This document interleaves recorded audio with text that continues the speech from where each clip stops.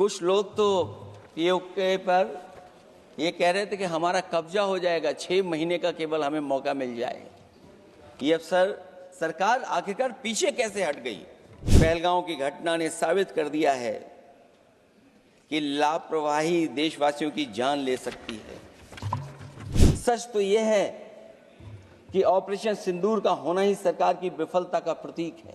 आखिरकार एनकाउंटर कल ही क्यों हुआ? हमारे सबसे बेहतरीन एयरक्राफ्ट जो नींबू और मिर्च लगा करके जिनकी पूजा की गई थी, वो कितने उड़े थे? अध्यक्ष महोदय, मैं भारतीय जनता पार्टी के लिए बता रहा हूं ये लाइनें कि मैं दुनिया को मनाने में लगा हूं, मेरा घर मुझसे रूठा जा रहा है। मैं दुनिया को बनाने में लगा हूं, मेरा घर मुझसे रूठा जा रहा है। अध्यक्ष महोदय, बात शुरू करने से पहले मैं सबसे पहले भारत की सेना, उसका आभार, उसका धन्यवाद देना चाहता हूं। दुनिया में साहसी फौजों में गिनती अगर होती है तो हमारी भारत की सेना सबसे आगे दिखाई देगी। उनके पराक्रम पर, उनकी वीरता पर, उनके अदम्य शौर्य पर हमें सबको गर्व है। कोई ऐसा भारतीय नहीं होगा जिसको गर्व न हो। हमें अपनी फौज पर गर्व है और हमें इस बात के लिए भी गर्व है कि जब सेना ने अपना ऑपरेशन शुरू किया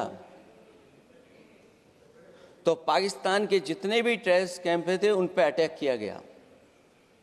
न केवल पाकिस्तानी कैंपों को नष्ट किया गया, बल्कि पाकिस्तानी जो एयर बेस है उन तक पहुंच गए, उनको भी नष्ट किया, ध्वस्त किया। और जब हमारी फौज पाकिस्तान को हमेशा हमेशा के लिए एक पाठ पढ़ा सकती थी, एक ऐसा संदेश जाता कि भविष्य में पाकिस्तान कभी ये हिम्मत नहीं जुटा पाता। और ऐसा भी लगा हम लोगों को, क्योंकि अध्यक्ष महोदय, जब हम बड़े बड़े राष्ट्रीय चैनलों को देखते हैं तो उन चैनलों से ये लग रहा था कि कराची हमारा हो गया है, लाहौर हमारा हो गया है। किसी चैनल ने किसी को ये भी बताया कि हमने उनको पकड़ भी लिया है। जो कमेंट्री, जो विजुअल्स थे, वो ऐसा लग रहा था कि अध्यक्ष महोदय अब पीओके हमारा हो जाएगा। हालांकि सरकार के इंजनों को मैं टकराता हुआ देखता हूं। हो सकता है ये मेरा भ्रम हो, लेकिन पीओके के मामले में सभी इंजन हमें एक दिखाई देते हैं। और जहां पीओके पे पहुंचने तक की बात थी, कुछ लोग तो पीओके पर ये कह रहे थे कि हमारा कब्जा हो जाएगा, 6 महीने का केवल हमें मौका मिल जाए। ये अफसर सरकार आखिरकार पीछे कैसे हट गई? और क्या कारण था कि सरकार को सीज फायर का ऐलान करना पड़ा?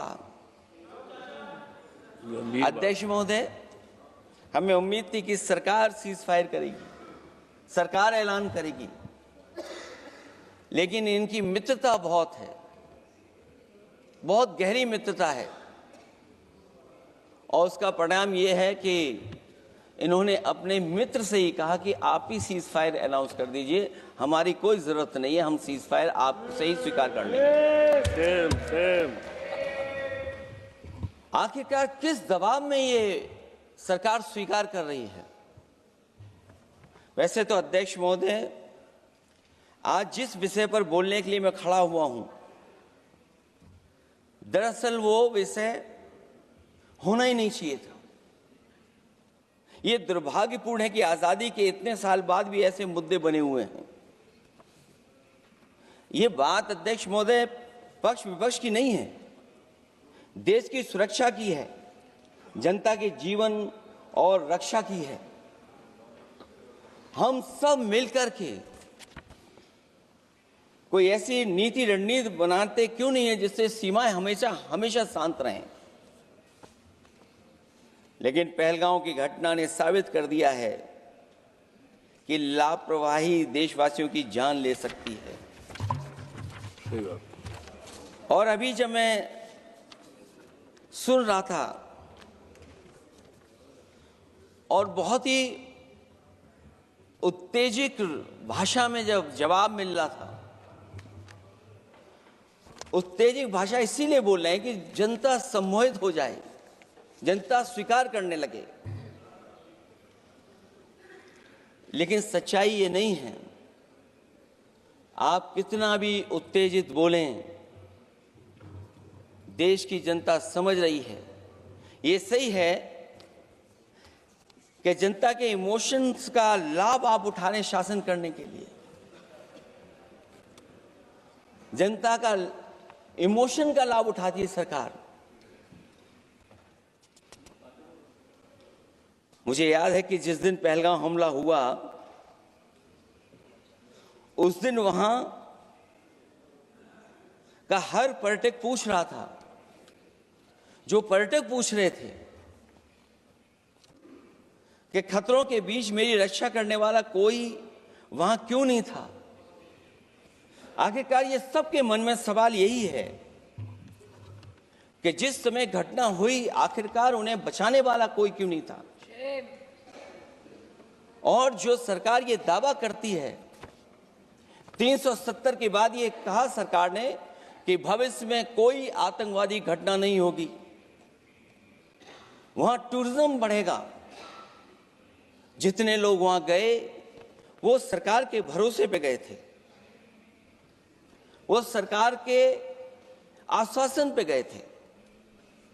और आखिरकार सिक्योरिटी लैब्स की जिम्मेदारी कौन लेगा।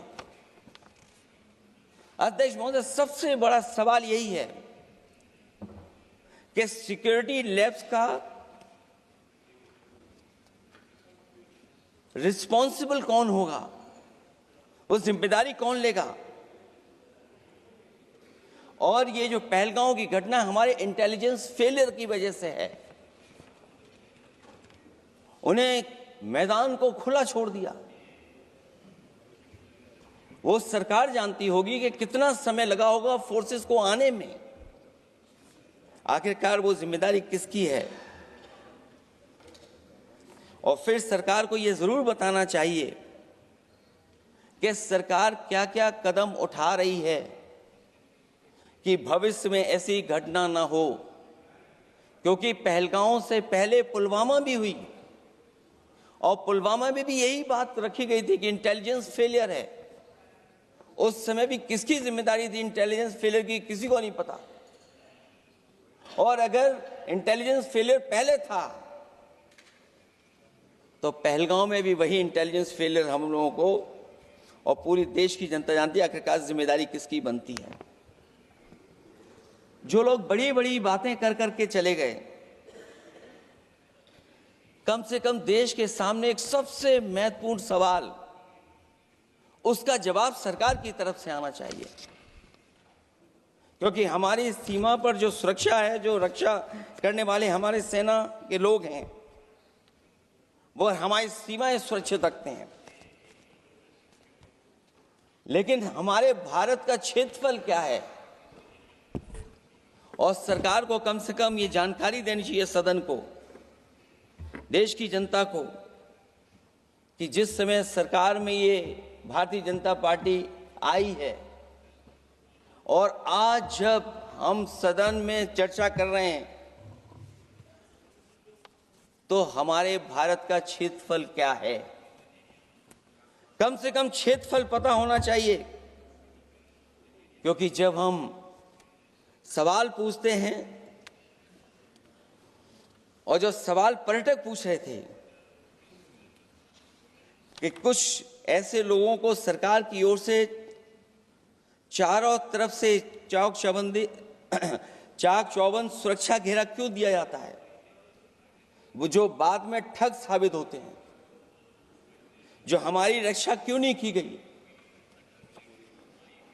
पहलगाम के दूसरे दिन की जिस तरह की राजनीतिक कार्टून, क्योंकि जिस तरह का लाभ लेना चाहते हैं भारतीय जनता पार्टी के लोग, हम सब ने देखा कि पहलगाम के दूसरे दिन ही जिस तरह का राजनीतिक कार्टून भाजपा के ऑफिशियल हैंडल से पब्लिश किया गया और हमारे द्वारा घोर आपत्ति किए जाने पर हटाया गया, उसने साबित कर दिया कि भाजपा के लोग भी जानते हैं कि दुख की इस घड़ी में उन्होंने देश की भावनाओं के साथ बेहद शर्मनाक खिलवाड़ किया है। भाजपा बताए कि ऐसे संवेदनहीन लोगों के खिलाफ उन्होंने क्या कार्रवाई की है। ये अति गंभीर प्रश्न है कि जिन्होंने अपनों को खोया है उन पर दबाव डाल करके बयान भले बदलवा दिए जाएं, लेकिन भाजपा याद रखें, बयान बदलवाने से सच नहीं बदल जाता है। पहलगांव के शहीद सैनिक की पत्नी द्वारा देश हित में शांति और सौहार्द की अपील करने पर उनसे जिस तरह का दुर्व्यवहार और उपशब्द कहे गए, उससे हर महिला और सच्चा देश प्रेमी बहुत दुखी है, आहत और शर्मिंदा हुआ है। ये सब जानते हैं कि किन लोगों की हरकत थी। इस संदर्भ में और परिप्रेक्ष्य में हमने महिला आयोग को पुरजोर अपील की थी कि वो नारी की गरिमा के विरुद्ध गलत बयानी करने वालों के खिलाफ केवल शाब्दिक औपचारिकताएं न निभाएं और बल्कि सही से कार्रवाई करें, लेकिन उस पर भी कुछ नहीं किया सरकार ने। पहलगाम की पीड़ित महिलाओं के बारे में कहे गए बयान के लिए निंदनीय शब्द से निंदनीय शब्द तक को आपत्ति होगी। नारी वंदन की जगह नारी का अपमान, निंदा और हर संभव शोषण उत्पीड़न करना ही भाजपा का असली चेहरा है, जो बेहद शर्मनाक है।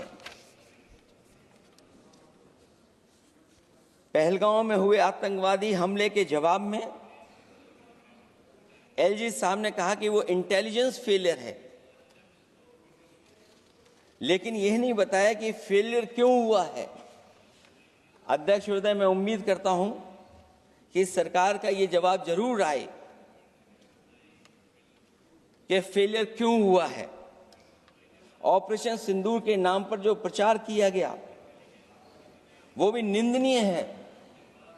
सच तो यह है कि ऑपरेशन सिंदूर का होना ही सरकार की विफलता का प्रतीक है। इससे बड़ी विफलता सरकार की कोई नहीं हो सकती कि अध्यक्ष महोदय हम और आप सब मिलकर के बैठ करके सिंदूर ऑपरेशन पर बहस करें, चर्चा करें। ऑपरेशन सिंदूर के दौरान विदेशी लोगों ने दावा किया कि उन्होंने उसे रुकवाया है। ये बात कई बार माननीय सदस्यों की तरफ से आई है कि आखिरकार किसने रुकवाया। हमसे हमारी संप्रभुता खंडित हुई है। संप्रभुता ही स्वतंत्रता की सुनिश्चित करती है। इधर आज़ादी के अमृतकाल का ढिंढोरा पीटा जा रहा है, उधर हमारी इंटीग्रिटी को चुनौती दी जा रही है। देश की विदेश नीति पूरी तरह फेल है। ऑपरेशन सिंदूर और पहलगाम की घटना पर दुनिया के किसी भी देश ने हमारा साथ नहीं दिया। ये हमारी विदेश नीति का संकट काल है। हमारे पड़ोसी देश या तो अतिक्रमण कर रहे हैं या हमारे साथ नहीं खड़े हैं। और अध्यक्ष महोदय,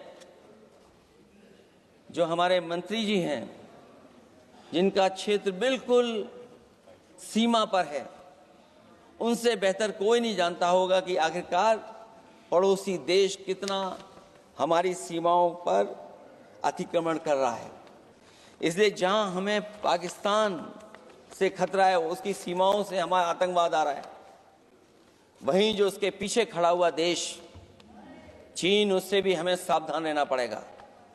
और अध्यक्ष महोदय, हम सब समाजवादियों ने कई मौकों पर ये बात रखी और कही कि हमारा खतरा पाकिस्तान से नहीं है, हमारा खतरा है चीन से। न केवल वो हमारी जमीन छीन रहा है समय समय पर, बल्कि हमारे बाजार को भी छीनने का काम कर रहा है। इस सरकार को कहीं न कहीं आतंकवाद को और पाकिस्तान को लगाम लगाने के लिए 10 या 15 साल का ऐसा फैसला लेना चाहिए जिससे कि वहां से हमारा कारोबार कम होता चला जाए। और अगर हमारा देश महोदय कारोबार कम नहीं होगा तो हम अपने देश को आत्मनिर्भर भी नहीं बना पाएंगे। ये जो आत्मनिर्भर का नारा है, कहीं ऐसा तो नहीं ये नारा कुछ व्यापारियों को लाभ पहुंचाने के लिए हो रहा हो।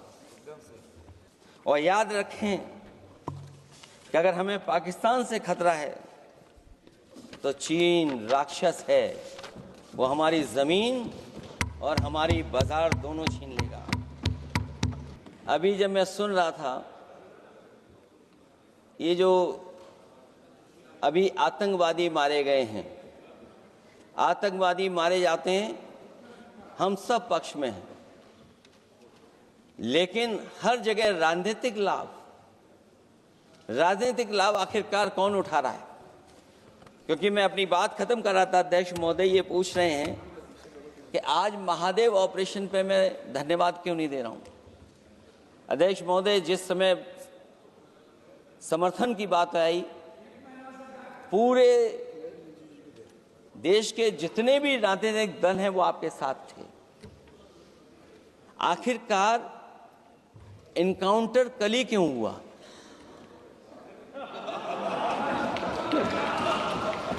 और अध्यक्ष महोदय, फिर वही बात मैं दोहराऊं जिसकी वजह से पहलगाम हुआ, जिसकी वजह से पुलवामा हुआ। अगर ये इतना ही टेक्नोलॉजी और इन सब चीजों को समझते हैं और जानते हैं, इतना ही टेक्नोलॉजी और इन चीजों को सब समझते हैं, तो आखिरकार अध्यक्ष महोदय पुलवामा में जो गाड़ी में RDX आया, वो गाड़ी आज तक क्यों नहीं पकड़ी गई? और शायद भारतीय जनता पार्टी के लोग ये जानते होंगे कि बहुत सारे विभाग सरकार के होते हैं, सैटेलाइट इमेजेस देते हैं। अगर आज भी भारतीय जनता पार्टी चाहे तो पुलवामा में जो गाड़ी आई है, सैटेलाइट इमेजेस से वो पता कर सकती है कि वो किस रास्ते से वो गाड़ी आई थी। आप हिम्मत क्यों नहीं जुटा पा रहे हैं उसके लिए? और फिर पहलगाम में किसी भी दल ने आपके साथ किसी तरह की राजनीतिक बातचीत नहीं की, लेकिन राजनीतिक लाभ आपने कांग्रेस पार्टी से भी उठाने की कोशिश की, हमारे से भी उठाने की कोशिश की। अगर डेलीगेशन भेजना ही था आपको तो पॉलिटिकल पार्टीज तय करती हैं, आप नहीं तय कर सकते। ये राजनीति कौन कर रहा है? और फिर अध्यक्ष महोदय, राजनीति करने वाले वो लोग जो अपने चुनावी भाषण में कह रहे थे कि POK हम 6 महीने में ले लेंगे, हम अक्साई चीन ले लेंगे। इसीलिए मैंने सवाल पूछा अध्यक्ष महोदय सरकार से कि जिस समय सरकार में भारतीय जनता पार्टी आई, उस समय भारत का क्षेत्रफल क्या था और भारत का क्षेत्रफल आज क्या है? क्या 5 फिंगर्स, पेंगोंग लेक, गलवान घाटी, रजांगला, उसका जवाब किसके पास है? सरकार के पास है क्या कि नहीं है? और मैं आज अध्यक्ष महोदय कहता हूं, हम वॉर के खिलाफ हैं, हम वॉर नहीं चाहते हैं, लेकिन सीमा पर शांति रहे, हमारा कोई इंक्रोचमेंट नहीं करे। झगड़ा मैं आज भी कहता हूं, ये लड़ाई आपको, जो लड़ाई हुई है वो पाकिस्तान से आप नहीं लड़े हैं। अध्यक्ष महोदय, आप कितना भी छिपना चाहोगे, छिपाना चाहोगे, कोई भी स्वीकार नहीं करेगा। ये जो लड़ाई लड़ी गई है, ये आपको चीन से लड़नी पड़ी थी। और जो समय आप बताते हैं कि इस समय से इस समय तक हमारी एयरफोर्स और हमारे लोगों ने हमला किया, टेररिस्ट लोगों के तमाम सेंटर्स को खत्म किया है, तो हमारे मन में भी एक इच्छा आती है कि हमारे सबसे बेहतरीन एयरक्राफ्ट जो नींबू और मिर्च लगा करके जिनकी पूजा की गई थी, वो कितने उड़े थे। हम और सवाल नहीं पूछना चाहते हैं हम आपसे, मैं केवल इतना पूछना चाहता हूं कि जिन एयरक्राफ्टों को नींबू और मिर्च लगाकर के पूजा की गई थी, वो एयरक्राफ्ट कितने उड़े थे।